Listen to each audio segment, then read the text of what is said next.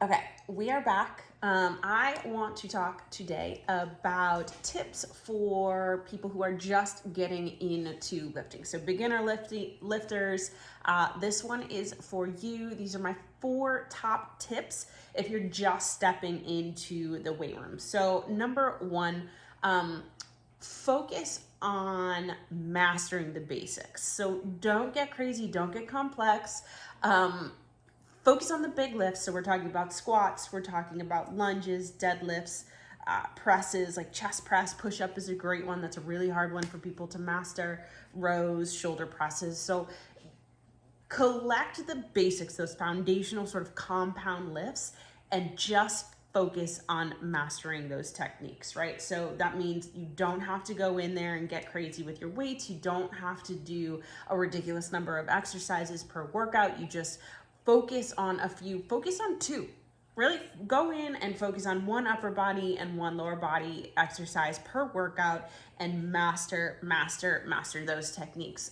Most gyms, when you join, are going to offer you a free personal training session. You can literally go to those people and say, what I want from you is to teach me these lifts, right? And I want to be able to video myself and video you and just practice those lifts. I don't want some crazy routine, right? Or find an online personal trainer or your own personal trainer, a friend who is really into fitness and has been doing this for a very long time. Watch the videos, do your research, film your own form and review that form, and then really just dial in your focus to making sure your technique is on point. Second tip for beginners is going to be, for a very long time in the beginning, you should just focus on building strength, right? Building strength, throw in some hypertrophy there. But if you're just getting started with lifting and you don't have much muscle mass on you, simply focusing on building strength is going to build muscle fiber, build strength in not only your muscles, but your bones, your tendons, your joints. It is going to improve your coordination, your balance, your stabilization. It's going to give you core strength. It's that muscle that you're building. It is going to boost your metabolism. So you're going to get body composition improvements in there. So for at least 6 months, if you're just getting started, strength should be your focus. And that's going to directly correlate back to those compound movements. Those are great for strength, okay? 3, do not minimize the importance of warming up before you work out. Listen, I know that people want to dive into the good stuff. You just want to get going. You want that pump. You want that adrenaline rush. I promise you that putting in 5 to 10 minutes of warm-up work before you dive into your lifts is going to give back to you in more ways than any heavy squat or any run is ever going to give to you, okay? So make sure that before you go into your lifting session, you are gently getting the blood pumping, so a little bit of light cardio, you're doing some dynamic stretching, some active stretching, do some reps that mimic the big movement but have no weight to them. So if you're going to do barbell squats, you want to do some banded squats or body weight squats or bench squats, right? So prime those movers, try and wake up your stabilizers so that you go into the movement prepared, right? Your body mentally and physically needs that time to prepare. Last but not least, this is the 4th tip for beginners, and this is a big one, so hear me out.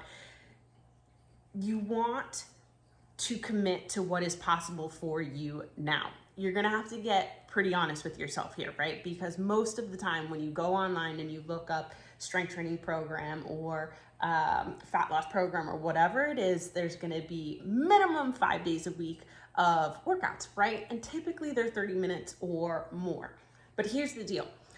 If you can't commit to that, you have to be really honest with yourself, because typically what happens is we go in, we find this program, it promises great results, it's a lot of work, so we feel like it's got to give us good results, right?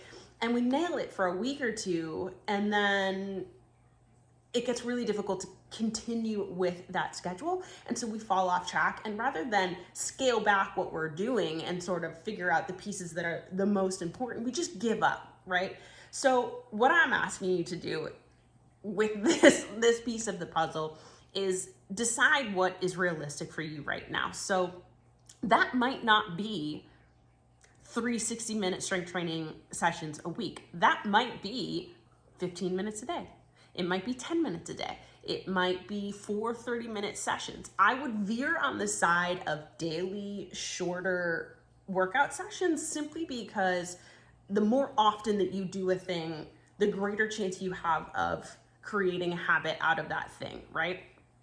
And so if you do even just 10 or 15 minutes every single day, you're going to get used to that as a part of your life. You're going to really kind of understand how that fits into your routine. You'll be able to make the time for it. And then when you do feel like you're ready to kind of take that next level up, to kind of step up your game, it's much easier to add 5 minutes a day, 5 times 7, so that's 35 minutes a week that you're adding, right? Then another 60-minute workout on a day that maybe doesn't have the time for it, right? So really kind of deciding what you can commit to and doing that consistently, because it's that consistency that really matters in the long run. It is far more effective to do small chunks more consistently than it is to dive in, do a whole bunch of work for 4 or 5 days and then just fall off track and not do it again until like 2 weeks later, right? So minimize your commitment, figure out what that sort of like baseline get it done level is, and commit to doing that. All right, so those are my 4 steps for beginners getting started into weight training and really kind of hitting the ground running. Good luck.